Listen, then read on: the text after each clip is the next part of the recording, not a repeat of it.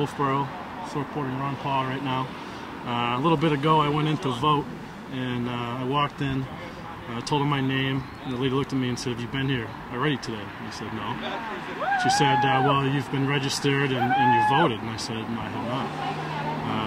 And she said that, well, it's checked off here, it says you were here. So I said, I'm not. I give them my ID with my name on it, my address, and everything matched up, obviously.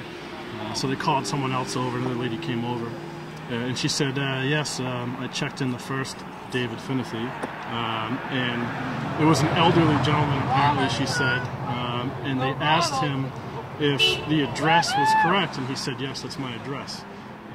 So, they couldn't figure out what to do, so they called the administrator over, and he said, well, they told him everything, all the information. He said, well, basically, what we'll do is we'll just pretend that there's two of you, and then you can go vote.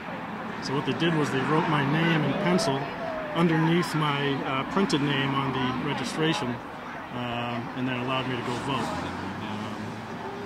It's basically fraud, I guess, on the first part, letting the other guy go in as me and voting. It might have been a mistake, but what happened with the magistrate, the guy or the administrator coming in and saying that we'll pretend there's two of you is a part that's kind of fishy. So that's basically what happened. Now you called campaign headquarters and told them what happened, correct? Yeah, we did. We called the campaign headquarters. We got in touch with the lawyers for the Ron Paul campaign. They took my number down, took all the information down. They were going to talk to their top lawyer, their head lawyer, and then call me back. And then we also placed a few calls to WMUR and a couple of the other local news people. So. And I'm voting for Ron Paul because he is the only candidate who stands by the Constitution, and he's the only candidate who wants to bring our troops home, including my brother, who is a United States Marine. And Ron Paul is hopefully going to take Wolfeboro. We're getting a lot of honks here. So hopefully it'll turn out well tonight. Another reason I want to vote for Ron Paul is because he wants to leave a lot of the decisions up to the states. See, this is what I'm talking about. He wants to leave a lot of decisions up to the states and not the federal government. You shouldn't have a federal government in Washington, D.C. that makes decisions. It's tough to talk, but they make decisions for all the other states. The states should decide for themselves, and especially on gay marriage, abortion. Ron Paul may be pro-life, I'm pro-choice, but I'm still voting for Ron Paul because he wants to leave it up to the states, and that's what the Constitution's all about. Now, how did you get started with this?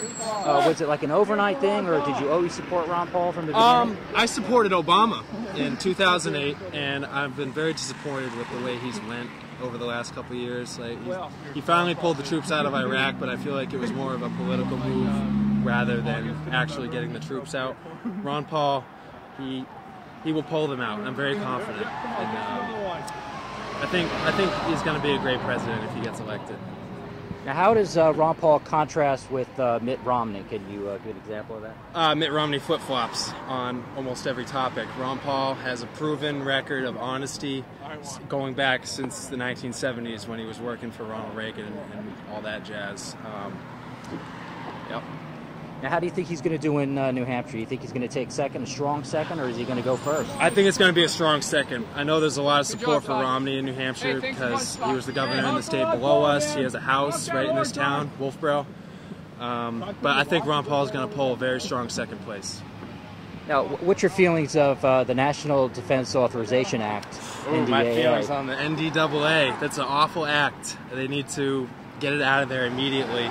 And also the SOPA Act, which is going to censor the internet. That's exactly what Iran and China do. We can't be bad-mouthing Iran and China for censoring the internet, and then all of a sudden we're like, oh, hey, let's censor our internet too. It makes no sense. It's very contradictory. And the NDAA is also, it's just terrible. If you look it up, the military can legally detain citizens anywhere they want and not have to tell anybody. That's pretty scary stuff. And Obama signed it. So that's why I went to Ron Paul. What first drew me to Ron Paul was the first thing that he said in the first debate in 2007, which he said, if you want the government to take care of you from cradle to grave and be the policeman of the world, then I'm not your candidate. And I figured that was my candidate, because that's not what our government is supposed to do. I've been registered Republican since I was 18. Unfortunately, I voted for George Bush, and thinking that the Republicans were actually for small government and individual liberties and freedom. And after about 4 years of that and invading countries, I mean, I supported them in the beginning, and because I was probably just as mad as anyone else about, 9/11, and I started to really had to search my conscience, and there's things that I believed in and things that were happening, and I just couldn't support that.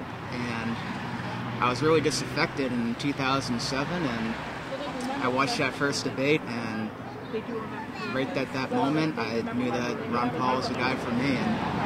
And I was just as unsure about the foreign policy views of his in the beginning, but the more I read and the more things that I see that are happening, the more that I know that he's the right guy. He's telling the truth, and he's got the right ideas. Go for Ron Paul! Woo! 12. Bring him home. Bring him home. Ron Paul, Ron Paul.